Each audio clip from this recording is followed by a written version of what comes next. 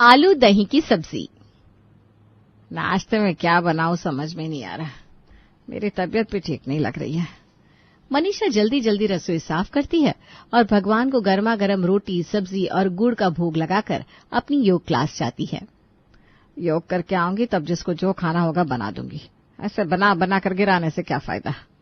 इधर सुनील मनीषा के पीछे से घर में रहता है और काम वाली से काम करवाने से लेकर दूध वाले से दूध लेने तक सब कुछ करता है। यश सोकर उठता है और मनीषा को खोजने लगता है। पापा, मम्मी योग क्लास गई है क्या? हाँ बेटा, बात ही होगी। चाय दे दो क्या? हाँ, दे दीजिए। आज मेरा ऑफिस थोड़ा जल्दी है, बस नाश्ता करके निकलूंगा। सुनील तुरंत छुपकर मनीषा को फोन करता है।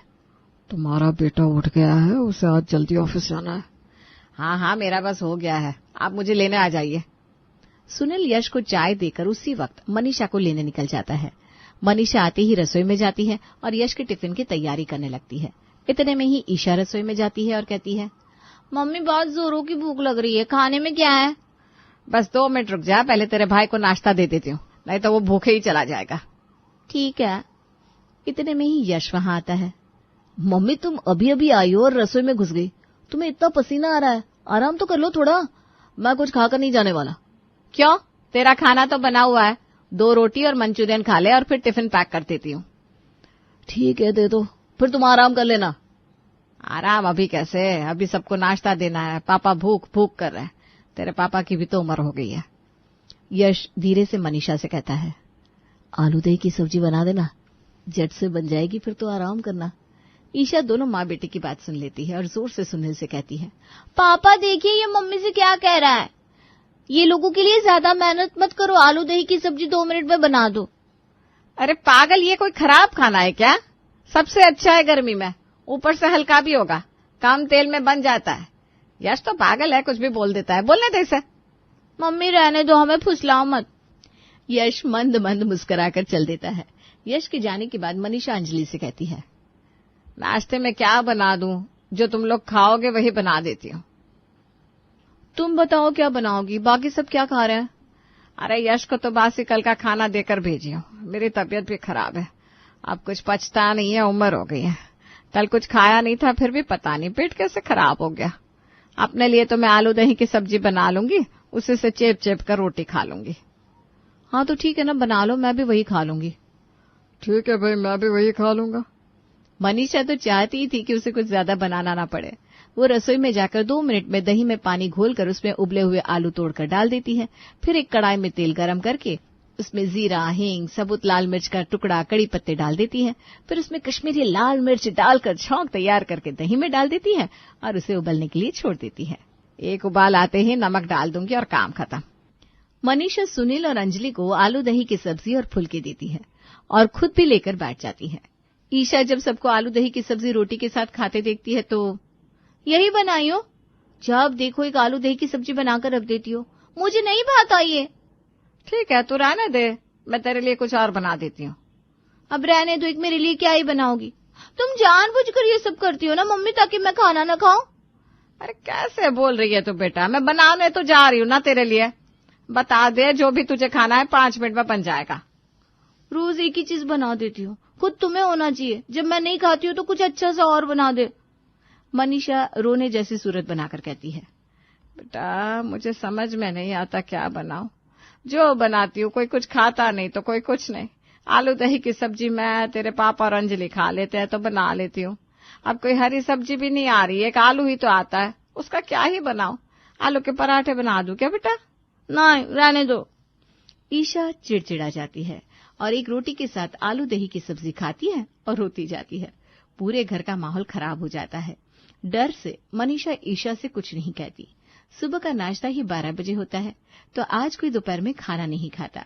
रात को मनीषा अंजलि से कहती है, आज चावल दोपहर में नहीं बना था तो अभी चावल बना लेती हूँ। तू तो चावल और आलू दही की सब्जी खा लेगी ना? हाँ हाँ, खा लूंगी। तेरे पापा और मैं भी खा लेंगे। यश और ईशा से पूछ लेती हूँ, वो खाएंगे तो उनके लिए भी बना दूंगी। इतने में ही यश वहां आता है और मनीषा को कहता है, मम्मी क्या हुआ है, तुम इस तरह से क्यों चल रही हो? अरे कुछ नहीं हुआ मेरे राजा बाबू, ये बता तू क्या खाएगा? मेरे लिए कुछ बनाने की जरूरत नहीं है, जो बनाए मैं खा लूंगा। हद है यार, तीनों टाइम आलू दही की सब्जी। आलू दही नहीं, शाही खाना हो गया है जैसे। पता नहीं तुम लोग सब कैसे खा लेते हो। कैसे क्या, हम लोग सब यही तो खाते आए हैं बचपन से। अभी ना तुम इतना फुटानी करती हो। जब हम लोग जॉइंट में रहते थे तब कितने बच्चे थे घर में? तुम उस वक्त पैदा भी नहीं हुई थी। उस समय तो किसी को फुर्सत ही नहीं मिलता था। हम लोग तो स्कूल से आकर आलू दही की सब्जी और चावल खाकर सो जाते थे। हमें वही आदत है। माँ भी बहुत शौक से खाती थी। फिर बाद में सब अलग अलग हो गए, तब जाकर तुम और यश हुए। तभी तुम लोग इतने नाटक करते हो, ये नहीं खाएंगे वो नहीं खाएंगे। उस समय तो चावल तक फ्राई नहीं होते थे, क्यों मम्मी? हाँ भाई, झूठ क्यों बोलूं, अंजलि तो वही खाती थी। नानी के यहाँ भी यही बनता था। गर्मी के समय मेरी माँ आलू दही की सब्जी और रोटी बनाकर नीचे वाले तले में हमें लेकर आ जाती थी। हम लोग इसी को इतना आनंद लेकर खाते थे। मुझे तो आलू दही की सब्जी मिल गई, समझो अमृत मिल गया। तुम्हें आलू दही की सब्जी अमृत लगती है, वही मुझे चाउमीन पास्ता अमृत लगता है। मैं अपने लिए पास्ता बनाने जा रही हूँ और कोई मांगे ना बता देती हूँ। अंजलि तुम खाओ आलू दही की सब्जी, और यश तुम भी। मम्मी की लाडले हो ना तुम दोनों, मैदा खाने से तबीयत खराब हो जाएगी। ईशा अपने लिए पास्ता बनाने चली जाती है और यश धीरे से मनीषा से कहता है, मम्मी मैं भी पास्ता ही खा लूंगा, ईशा अकेले थोड़ी ही खा लेगी इतना। मनीषा और यश हंसने लगते हैं। अंजलि, मनीषा और सुनील चावल और आलू दही की सब्जी खाते हैं। 1 घंटे के बाद ईशा का पास्ता बनता है और वो पास्ता अपने लिए लेकर खाने बैठती है और फिर यश को चिढ़ाने लगती है, भाई मेरा क्या है, मैं तो बेकार ही खाऊंगी, सबको हेल्दी जो रहना है। अब अंजलि का भी मन चलने लगता है, लेकिन ईशा उसे ताना देगी, इस कारण वो कुछ नहीं कहती। फिर मनीषा रसोई में जाकर बाकी का पास्ता गर्म करके यश को देने लगती है। तब ईशा कहती है, बनाएगा कोई नहीं, जब मैं बनाऊंगी तब सब लेने आ जाएंगे। अब ये पास्ता अनहेल्दी नहीं हो रहा है। ऐसे ही सब मुझे सुनाते रहते हैं। तुम इतना सब खा लोगी तो अकेले बर्बाद ना हो जाओ ना, इसलिए मैं खा रहा हूँ। कितनी मेहनत से अनाज आता है। तुम उसकी चिंता मत करो, मैं खा लूंगी। खुराक तो अच्छा हो गया तेरा। नजर तुम ही लगाते हो, जिससे मेरा खाना अंदर नहीं जाता है। मैं बाद में खाऊंगी बचा हुआ पास्ता। अरे रे रे, अब बासी कैसे खाओगी तुम तो बासी खाना खाती नहीं हो। ईशा चिड़चिड़ा जाती है। जा खा ले, सुख से खाने भी नहीं देता है, अंदर ही नहीं जा रहा है। बेटा, अब तू पास्ता भी खाने की तरह खाएगी तो कोई क्या करेगा? ये सब थोड़ा ही भाता है। मुझे पता था तुम यही कहोगी, तुम्हारे दोनों बच्चे मुझे नजर लगाते रहते हैं। ईशा अपना थाली वाला पास्ता भी छोड़ देती है और मनीषा वो अंजलि को दे देती है। अंजलि उसे सफा चट कर देती है। ईशा अपने कमरे में जाकर रोने लगती है। सुख में मुझे खाने भी नहीं देते हैं। इधर मनीषा और सुनील ईशा को लेकर परेशान रहते हैं। कब जाके सुधरेगी ये? जब देखो तब बाहर का खाना, मैदा मैदा मैदा। कैसे चलेगा इसका शरीर ऐसे? शादी के बाद लड़की को कितनी दिक्कत होती है, बच्चे कैसे होंगे? अब क्या करूं मैं, तुम्ही ने तो बिगाड़ा इसे। बचपन से भूज भूज कर देती हो। हमारी माँ हमें क्या बस एक आलू दही की सब्जी बनाकर देती थी, वो भी तीनों टाइम, और हम तो बिना नखरे किए खा लेते थे। अब वो नहीं खाती तो मैं क्या करूं? बीमार पड़ जाएगी तो मुझे ही देखना पड़ेगा। इस घर में कोई कुछ नहीं करता। दिन बीतने लगते हैं। एक रोज मनीषा की बहन पुष्पा उसे फोन करती है। मन नहीं लग रहा है, सोच रही हूँ अपनी बेटी और नातिन के साथ तेरे घर आ जाऊं। अरे इस पे बोलने वाली क्या बात है, आजा। वैसे भी हमारा पीहर तो माँ बाप के जाने के बाद खत्म हो गया। अब हम बहन ही तो है एक दूसरे की। वही ना, ऐसी भाभिया भगवान किसी को ना दे जैसी हमें मिली है। अरे आग लगा उन्हें, उनका नाम लेकर क्यों अपना मन खराब करती है? मैंने तो सोच लिया है, मेरा कोई भाई ही नहीं है। सही कहा। ईशा, यश और अंजलि खुश हो जाते हैं। चलो मौसी और दीदी आ रही है, इसी बहाने अच्छा अच्छा खाने को मिलेगा। कुछ दिनों के लिए आलू दही की सब्जी से छुटकारा तो मिलेगा। दीदी अपनी बेटी को भी ला रही है? बहुत दिन हो गए हम लोग कहीं घूमने नहीं गए। मौसी आएगी तो गाड़ी बुक करके घूमने चलेंगे। हाँ हाँ चले जाना, लेकिन पहले मौसी को तो आने दे। 1 हफ्ते बाद पुष्पा अपनी बेटी सोनिया और नातिन आरू के साथ मनीषा के घर आती है। पुष्पा के आने से मनीषा के घर का माहौल थोड़ा हल्का होता है। अरे गधी, ये सब लाने की क्या जरूरत थी? सोनिया, नाश्ते में समोसा मंगवा रही हूँ, दोपहर में बता क्या बना दूं? मौसी, समोसे की कोई जरूरत नहीं है। ज्यादा पैसे हो गए क्या तुम्हारे पास? तो मुझे ऐसे ही दे दो। रात की रोटी होगी ना, हम वही खा लेंगे। पागल है क्या? इतने दिनों बाद तुम लोग आए हो और मैं तुम्हें बासी खिलाऊं, ये अच्छा लगता है क्या? अरे कौन सा हम पराए हैं भाई, पैसा मत काट। मौसी इसी बहाने हमें भी खाने को मिल जाएगा, वरना मम्मी तो खुद बाहर का खाती नहीं है। मनीषा बाजार से सबके लिए समोसे मंगवा देती है। सब एक साथ बैठकर नाश्ता करते हैं। पुष्पा, मनीषा और सोनिया अपनी पुरानी बातों में लग जाते हैं। दोपहर के खाने का वक्त होता है। मनीषा कहती है, पुष्पा बताना क्या बना दूं? चावल तो आज बनेगा नहीं, आज एकादशी है। मम्मी चाउमीन बना दो ना, सोनिया दीदी का भी मन होगा और आरू भी खाती होगी शौक से। नहीं मौसी, आरू को मैंने बिल्कुल भी बाहर के खाने की आदत नहीं लगाई है, बस दाल चावल यही सब खाती है वो। बहुत दिनों से मुझे आलू की पूड़ी और आलू दही की सब्जी खाने का मन हो रहा है। छोटे में नानी घर में खाया करती थी, नानी बनाती थी ना हमारे लिए। हाँ, मुझे भी ना आलू की पूड़ी और आलू दही की सब्जी बहुत पसंद है। ठीक है, फिर सब खा लेंगे यही, और रात में भी यही हो जाएगा। यश भी खा ही लेता है। ईशा अपनी बातें पर हाथ रख लेती है। ये सब लोग इतने कंगले की तरह क्यों करते हैं? आलू दही की सब्जी नहीं हो गई जैसे कि शाही पकवान हो?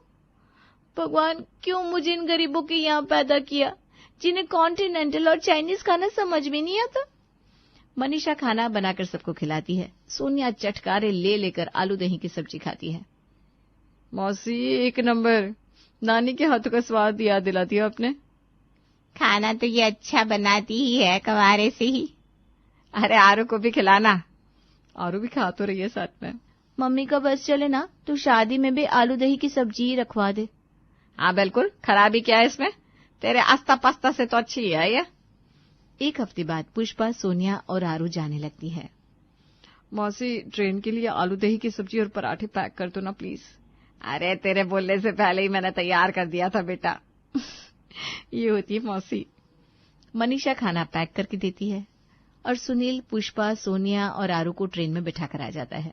इधर पुष्पा के जाते ही ईशा घर में तमाशा चालू कर देती है। मम्मी, मैं तुम्हारे हाथ का खाना नहीं खाऊंगी। ये आलू दही की सब्जी खा खाकर मेरा मुंह कचड़ा हो गया है। मुझे 1000 दो, मुझे अपने दोस्तों के साथ पार्टी करने जाना है। और मेरी सहेली एक ढाबे से खाना मंगवाती है, उसके यहाँ का खाना बहुत टेस्टी होता है। अब मैं वही का खाना अपने लिए मंगवा लूंगी। महीने का 2500 है। ये क्या बोल रही है, हैं? अपने घर में कब से ये सब होने लगा? अच्छा लगता है क्या? मैं बना दूंगी तुझे जो भी खाना है, मत खा तू ये आलू दही की सब्जी। नहीं मम्मी, रहने दो, मुझे जरूरत नहीं है। तुम अपने ऐसे घुटने लेकर खाना मेरे लिए मत बनाओ, वरना तुम्हारे बच्चे मुझे सुनाने लगेंगे। मैं घर में खाती तो पैसे लगते ना, वही समझो। बेटा वो अलग बात है, बहुत कम खर्च होते हैं घर में। तुम्हारी तरह बाकी दोनों भी कहेंगे तो इस घर का क्या ही होगा। वो सब मुझे नहीं पता, हर बात में मैं ही कॉम्प्रोमाइज क्यों करूं? ईशा अपना फोन फेंक कर कमरे में चली जाती है। करने दो इसे जो करना है, वरना पूरे समय घर का माहौल खराब करके रखेगी। कुछ दिनों में अपने आप ही अकल ठिकाने आ जाएगी इसकी। ठीक है, मैं चाहती नहीं हूं कि कभी मेरा घर टूटे। आप कहते हो तो मैं उसे पैसे दे दूंगी। मनीषा ईशा को जाकर पैसे देती है। ईशा उस रात को पार्टी करने अपनी सहेलियों के साथ चली जाती है। पार्टी में वो खा पी कर आती है और अगली सुबह उठकर पार्टी की ही बातें करने लगती है। पार्टी बहुत अच्छी थी। क्या पार्टी थी, खाना तो पूछो मत। चाउमीन, चाइनीज भेल, baby corn, manchow, soup, pizza, क्या नहीं था, मजा ही आ गया। अच्छा है, वैसे मेरी सहेलियों ने भी पार्टी करी थी, मेरा मन नहीं था जाने को। 1000 में 1 जन खाएगा और यहाँ हम घर वालों के साथ जाते तो 1000 में सब खा लेते। आज मम्मी और हम चारों चलेंगे। ये तो कल ही वो आई है ना पार्टी से। हाँ, मुझे कोई शौक भी नहीं है तुम लोगों के साथ जाने का। चलो ये सब छोड़ो और अब नाश्ता कर लो। मुझे नहीं करना, इन लोगों को करवा दो आलू दही की सब्जी का नाश्ता। अरे बेटा भिंडी भी बनाई है। आलू दही इसलिए बनाती हूँ कि गर्मी में पेट हल्का रहे, वरना गर्मी तो इतनी पड़ रही है कि आदमी का खाना पचे ही ना। जितना कम तेल और हल्का खाओ उतना ही अच्छा है। मुझे नहीं खाना, आज से मैंने अपने ढाबे का खाना लगा लिया है। ईशा ढाबे का खाना मंगवाती है और इतरा कर अपना खाना कमरे में ले जाती है। बाकी सब अपना घर का खाना, भिंडी, आलू दही की सब्जी और रोटी खाते हैं। यश का मन चलने लगता है ईशा के खाने पर और वो कहता है, मम्मी घर पर बाहर जैसा खाना तो सच में नहीं बनता है, मुझे भी खाना है ईशा वाला खाना। अरे बेटा उसे खाने दे, सड़ी गली सब्जी से बनाते हैं बाजार में खाना, हमारी तरह इतना देखकर साफ सुथरा नहीं होता। उसी का तो 2500 लग रहा है, फिर तू भी वही खाएगा तो 5000 हो जाएगा। 5000 में तो मैं पूरे घर का राशन चला लेती हूँ। अरे बाबा, इतना महंगा, ठीक है नहीं खाना। अब यश भी घर का खाना खाकर खुश रहता है और ईशा को जाकर बहुत सुनाता है कि वो जो कर रही है गलत है। मुझे मत सुना, अपना काम कर। तू खा रहा है ना घर का, खा, मेरे खाने पर नजर भी मत लगाना। अरे ठीक है, अब तेरी तबीयत खराब होगी तो हम बचाने नहीं आएंगे। दिन बीतने लगते हैं। एक हफ्ते बाद एक रोज जब ईशा दोपहर का खाना खा रही थी तब उसके पेट में बहुत तेज दर्द होने लगता है और वो दर्द से छटपटाने लगती है। अपने कमरे में होने के कारण उसे कोई देख भी नहीं पाता। पता नहीं क्या हो गया है, पेट क्यों दुख रहा है इतना। ईशा पूरा खाना वैसा का वैसा ही छोड़ देती है। फिर उसे लूज मोशन होने लगते हैं। उसकी तबीयत बहुत ज्यादा खराब हो जाती है। बार बार मुझे बाथरूम क्यों आ रहा है, इतना तो कुछ खाया भी नहीं है। दोनों भाई बहन ने नजर मार दी है मेरे खाने में। इधर मनीषा देखती है कि ईशा रात का खाना वापस भिजवा देती है और सुबह से बाथरूम के चक्कर लगा रही है। मनीषा ईशा के पास जाती है। क्या हुआ है बेटा, पेट खराब है क्या तेरा? तुम्हारे बच्चों ने नजर मार दिया है मुझे, इसलिए ये सब हो रहा है।